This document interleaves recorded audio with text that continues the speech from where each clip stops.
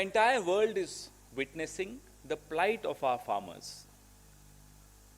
The entire world is seeing the horrible sights of farmers sitting outside the capital in the middle of night during winters, waiting for the government to listen to them. After all, we need to ask the fundamental question, how did we reach this situation? In the middle of a COVID pandemic, the government in June surreptitiously brings ordinances. Why was the hurry? Everybody wants to know what was the hurry. The entire country was focused on COVID and its fallout, the economic fallout, the social fallout, the health fallout. But the government was busy surreptitiously bringing ordinances to help its industrialist corporate friends. Where was the need for the hurry even during the parliament session? Why were these bills enacted so fast? You suspended the opposition parties from the parliament.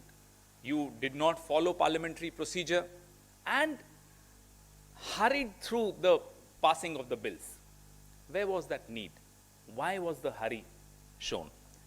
After all, what are the reasons that the same farmers were not taken into consideration, their advice was not taken into consideration? Now you are hiding behind the so-called interests of the farmers. If you were really bothered about the interests of the farmers, you would have taken their advice before forming these legislations supposedly in their favor. So what we are seeing today is a result of a conspiracy between government and its corporate friends, wherein the victim would be the farmers. And the farmer knows this. The farmer knows his and her interests much more than those of us sitting in powerful positions, whether in government or in parties. On the one hand, you force the farmer to come on the roads fighting for his and her rights. On the other hand, your ministers in the states and in your union cabinet make such horrible, humiliating comments. It appears as though you don't treat the farmers as your own. You have a minister in Haryana who accuses the farmer of being agents of China and Pakistan.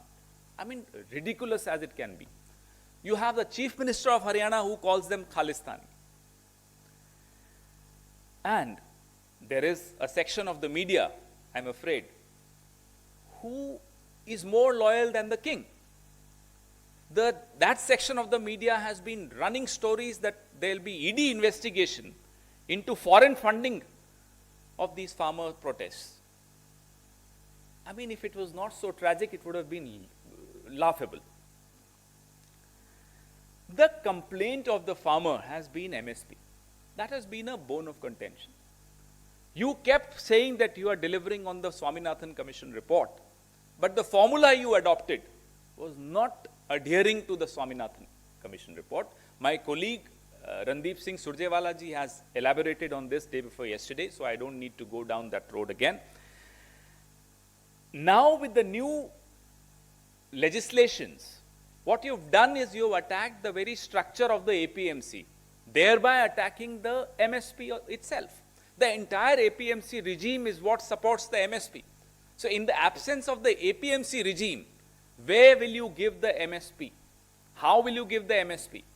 Therefore, the demands of the farmers are absolutely valid. Their apprehensions are absolutely valid. Their fears are absolutely justified. We all know why you are so keen on these legislations. But we should not forget, especially those of us sitting in powerful positions in governments and parties, that even during the lockdown when we were all sitting in our houses, well, not most of you were not, you were still working hard. If there was one section which was working day in and day out, it was the farmers. They were on their fields. It's because of them that the economy still has some saving grace left. On the one hand, you were talking about your intention to talk to the farmers, to engage with them. On the other hand, in Varanasi, the Prime Minister stands and says, no, the laws will not be rolled back. Is this how you do Is this how you engage with people who are upset with any of your legislations? We've engaged with a lot of such groups. This is no way. You shut your minds, you shut the doors of the capital, you don't allow them in, you don't allow them to talk to you, and then you expect them to listen to you. That's not possible.